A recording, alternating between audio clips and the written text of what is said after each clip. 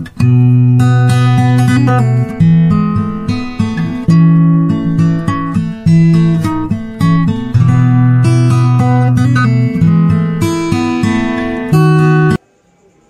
विद्यार्थी मित्रांनो, आज आपण ध, य, फ, ओ, ज, श आणि एक काना एक मात्रा पाहणार आहोत. पहिलं अक्षर आहे ध. ध या शब्दावरून पहा, हे चित्र आहे धनुष्याचं. कशाचं चित्र आहे हे? धनुष्याचं. म्हणजे ध या अक्षरावरून धनुष्य हा शब्द तयार झालेला आहे. पुढचं चित्र आहे पहा धरणाचं.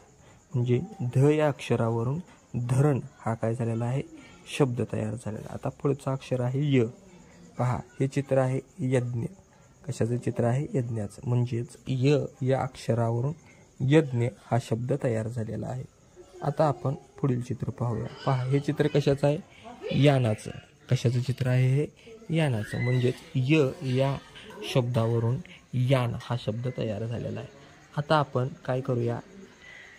ध या अक्षराला गोल करूया आणि य या अक्षराला चौकोन करूया. पहा, धुके या शब्दातील ध या अक्षराला मी गोल केलेला आहे. त्यानंतर पहा, धुमाकूळ या शब्दातील ध या अक्षराला मी गोल केलेला आहे. आता आपल्याला य या अक्षराला चौकोन करायचा आहे. आता पहा, जलाशय या शब्दातील य या अक्षराला मी चौकोन केलेला आहे. त्यानंतर पहा, आता जलमय या शब्दातील य या अक्षराला मी चौकोन केलेला आहे. तर अशा पद्धतीनं ध आणि य हे अक्षर होते. आता आपण फ हे अक्षर पाहूया. पहा, हे कशाचं चित्र आहे? फावडे. म्हणजेच फ या शब्दावरून फावडे हा शब्द तयार झालेला आहे. त्यानंतर पहा, हे चित्र कशाचं आहे? फणस. कशाचं चित्र आहे हे? फणस. म्हणजेच फ या अक्षरावरून फणस हा शब्द तयार झालेला आहे. आता ओ हे अक्षर आपण पाहूया. पहा, हे कशाचं चित्र आहे? ओगराये. कशाचं चित्र आहे? ओगराये. म्हणजेच ओ या अक्षरावरून ओगराये हा शब्द तयार झालेला आहे. आता पहा, हे कशाचं चित्र आहे? कशाचं चित्र आहे हे? ओझेवाला. कशाचं चित्र आहे हे? ओझेवाला. म्हणजेच ओ या अक्षरावरून ओझेवाला हा शब्द तयार झालेला आहे. आता आपल्याला फ या अक्षराला गोल करायचा आहे आणि ओ या अक्षराला चौकोन करायचा आहे. पहा, आता फेस या शब्दातील फ या अक्षराला मी गोल केलेला आहे. त्यानंतर पहा, फुगा या शब्दातील फ या अक्षराला मी गोल केलेला आहे. त्यानंतर आता आपल्याला ओ या अक्षराला गोल करायचा आहे.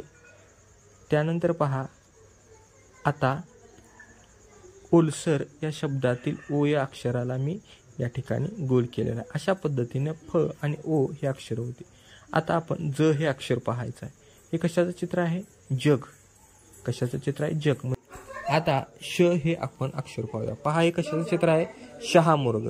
म्हणजेच श या अक्षरावरून शहामृग हा शब्द तयार झालेला आहे. आता आपण एक काना आणि एक मात्रा पाहणार आहोत. पहा, एक काना आणि एक मात्रा अशा पद्धतीनं आपल्याला द्यायची आहे. आता आपण जी अक्षर शिकलेले आहेत त्या अक्षरांना एक काना आणि एक मात्रा देऊया. आता हे अक्षर आहे ध. ध ला एक काना आणि एक मात्रा दिल्यानंतर त्याचा उच्चार होतो धो. आता हे अक्षर आहे य. या य ला एक काना आणि एक मात्रा या ठिकाणी द्यायचा उच्चार होतो यो. आता पहा, फ हे अक्षर आहे. या फ ला आपण एक काना आणि एक मात्रा देऊया. हा दिल्यानंतर त्याचा उच्चार होतो फो. त्यानंतर पुढचं अक्षर आहे ज. आता पहा, ज ला एक काना आणि एक मात्रा या ठिकाणी दिल्यानंतर उच्चार होतो जो. एक काना एक मात्रा शब्दवाच्य. ओस, कोट,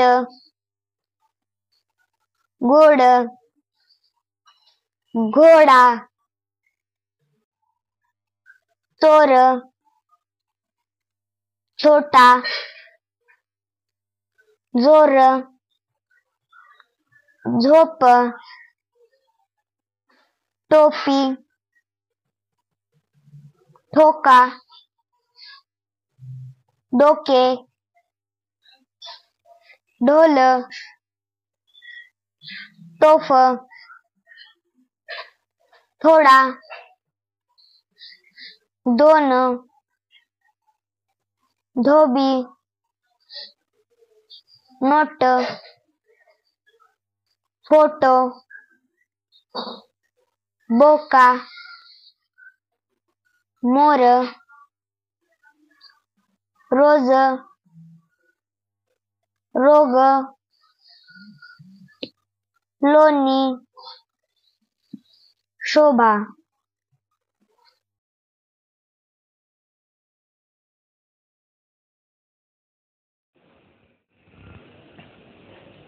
नवनवीन शैक्षणिक व्हिडिओ पाहण्यासाठी